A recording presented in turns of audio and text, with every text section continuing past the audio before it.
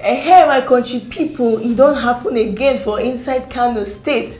Now, wow, na so magician just full bracket for inside Kano State. Shebi na last week we show una video of that man where they count 2.9 million invisible APC people wey say they won't go vote for Buhari. Oh yeah, now this week we won't show una the magic agbada.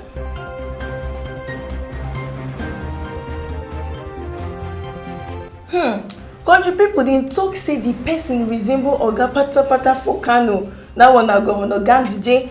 They can't talk say him na him did the video so, but we for Kasala Central no sabi if na him or not sha, and we no sabi wetin the person been they do, but you know na am about people they talk say na contractor been they give am all those plenty dollars na contractor they give am sake of say they want bribe am.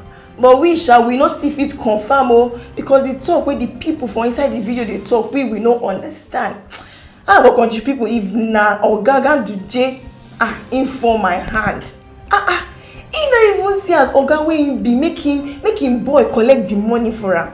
Even if the money serve na for Aija to go market go buy fura dinuru. The Kano governor wey me I sabi na very hardworking governor. But when now, as the person they force all this money inside in Baba Riga pockets, me I for no mind go work for him as the dry cleaner. Because me I want to they wash the iron all in Baba Riga because na ATM in they wear for body so. Anyways, Oga Ganduje people talk say the video where we use our eyes see koro say na fake. Say bad belle people doctor the video. Other country people now see doctor inside that video. In fact, the only doctor wey did the video na Alhaji Dr. Baba Riga. ATM himself, doctor of dollars. Hey, make I knack una another story. Yes, so our CNC, Mr. President Baba Buhari, him don't talk say he get 50 people wey no go fit travel comot for this country. Now so him don't ban them, make them no fit go obodo yibo. No be that one be the cocoa. The cocoa na be see army bob them. You know na transport people. They don't talk say they don't see the list. See even people wey don't die follow the list. Anyways, we for Kasala Central never see any list sha. So we no fit confirm if our ancestors wey don't die go dey inside. But if not true, it means say if you been dey think say you fit just die run comot for this corrupt thing where them talk say you do. Baba Buhari talk say make I tell you say you never see something. Make you just cool down, drink water, think outside because you know they go anywhere. You see wetin make me like Baba Buhari? Because him now him know they do partial at all. Now all of us dey here when him appoints people we don't mind. Say make them be Oga Patapata for some parastatal.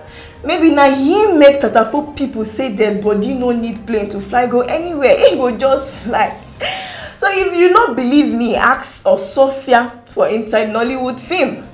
Anyways, our overall big daddy government don't talk say they want sell some companies where all of us get. Now the Oga of Central Bank of Nigeria talk that one He talk say they won't use the money to complete our 2018 budget because money no dey again. So one of the companies where plenty people know now Ajakuta Steel Company of Nigeria. Now this company when they make iron. Country people. But wait though, now the same people wey no get enough money to take do budget. Now they want increase minimum wage from 18k to 25,000 naira. So all the money where they borrow up and down from China and everywhere never to them abi. Now the money where they go get after they sell the company now they won't take use pay salaries. Abi na election money them they find. Anyways, now question me I just they ask shao if you know the answer I beg I dey take on a beguda drop them for our YouTube or Twitter. Shibuna don't hear say Alhaji Atiku Abubakar. That's not the person where they wear PDP clothes they run for president. Say he don't select before Governor Peter Obi as in second in command. Yes, so as some Nigerian people come here and they come they jubilate. But some true people, you know, Tatafo Amibo people come carry news. Talk say the big men and women where they inside PDP for the southeast go tell Atiku say them no go agree. because him no follow them talk before him select Obi. Anyways, my country people, as everybody come dey cause them, say they want dabure everything with their long throat and bad belle, the big men and women them for inside Southeast PDP come dey deny. They talk say na lie wey those true people they talk. Anyway, they don't make the ringleader Governor Umahi zonal coordinator of the Atiku campaign. So I sure say they no go complain again. Dr. Ayofayo said don't tell Ekiti people about that yo. He say they hand Ekiti people over to God. Anyways, no be God be the new governor, sha. So PDP people now they come they cry. Say EFCC they find Fayo say they won't carry him enter cell. Oga Fayo say come they talk say him get strong mind. Say him no they fear anybody. Now so he carry him convoy go meet EFCC for office.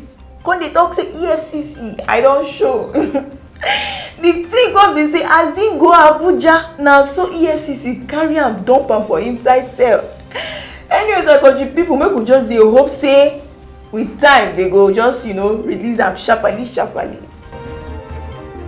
As that they go make I yarn una wetin our communications minister wey him name na Adebayo Shitu wetin him mean do. Oga Shitu na the other minister now wey no get NYSC certificate. This story get as e be o, funny. If dog now dey bite man, that one a normal thing. Oh boy, man don dey bite dog. Kai! Oga Shitu don drag NYSC go court o, say dem no tell am say he suppose serve. Wonder shall never end. He come talk say na NYSC fault. Say no be fault at all. Say make court force NYSC to give am certificate o. Anyways, my country people, this one na serious Nollywood plot twist.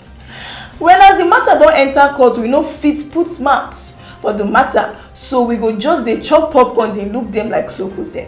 Yes, I go still talk am again. If you know say you no like the way things just dey go for this country, make you try participate for democracy. Anyways, my name na Oma Wigwe, but una fit still dey call me Oma Wiggy.